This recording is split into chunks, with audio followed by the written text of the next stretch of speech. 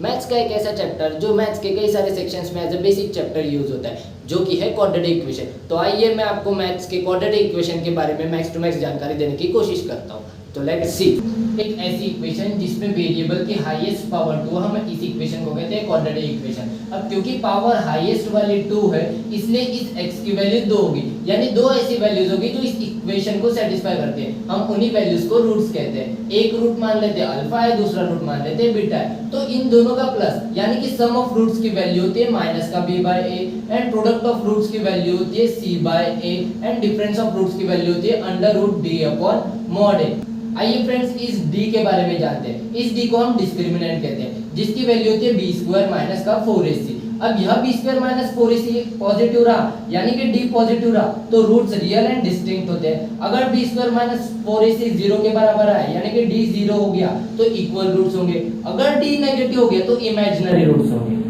Maths के सवालों का जवाब सिर्फ इक्वेशंस को मैनिपुलेट करके ही नहीं लाया जा सकता है, बल्कि ग्राफ से विजुअलाइज करके भी लाया जा सकता है। तो मैथ्स में ग्राफ का इंपॉर्टेंस बहुत ज़्यादा है। तो आइए मैं क्वाड्रेटिक इक्वेशन का आपको ग्राफ पढ़ाता हूँ। किसी भी इक्वेशन की हाईएस्ट पावर 2 हो तो हम उस इक्वेशन का ग्राफ पैराबोलिक बनाते हैं। अगर x स्क्वायर का कोएफिशिएंट यानी कि a अगर पॉजिटिव हो तो अपवर्ड पैराबोला बनेगा। अगर x स्क्वायर का कोएफिशिएंट यानी कि a नेगेटिव है तो डाउनवर्ड पैराबोला बनेगा। अगर क्वाड्रेटिक इक्वेशन का डिस्क्रिमिनेंट पॉजिटिव है तो वह x एक्सिस को दो बार कट करेगा, क्योंकि दो रियल रूट मिलने वाले हैं। एंड अगर d ही 0 है तो वन ही रूट मिलेगा, यानी कि x एक्सिस को एक ही बार कट मारेगा। अगर डिस्क्रिमिनेंट ही नेगेटिव है, यानी कि इमेजिनरी रूट्स मिल रहे हैं, यानी कि ऐसे x की वैल्यू जो एग्जिस्ट ही नहीं करती, इसलिए वो x एक्सिस को कभी कट ही नहीं करेगा। केस नंबर 1 में a पॉजिटिव एंड d भी पॉजिटिव रखे तो ये ग्राफ कुछ ऐसा बनेगा। अपवर्ड इसलिए बना है क्योंकि a पॉजिटिव है, x एक्सिस को 2 टाइम्स कट इसलिए किया है क्योंकि d पॉजिटिव है। आइए दूसरा ग्राफ देखते हैं।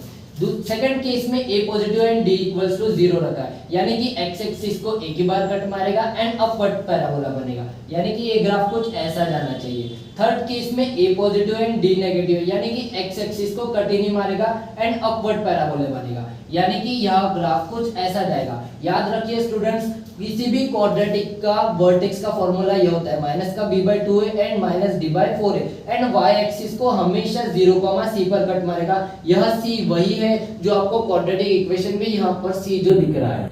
मैं अपने अगले वीडियो में common root and location of roots पर बात करूंगा। तब तक बने रहें। Thank you very much.